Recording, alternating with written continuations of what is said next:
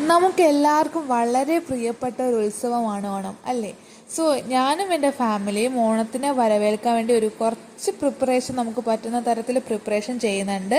So എനിക്ക് അത്തപ്പൂക്കളം നല്ല ഇഷ്ടമാണ്. എല്ലാ ദിവസവും ഇടില്ല, പക്ഷേ തിരുവോണത്തിൻ്റെ അന്ന് മാത്രം ഞാൻ അത്തപ്പൂക്കളം ഇടാറുണ്ട്. അപ്പോൾ അതിനായിട്ടുള്ള പ്രിപ്പറേഷൻ ഞാൻ തലേ ദിവസം രാത്രി തന്നെ ചെയ്തു വച്ചു.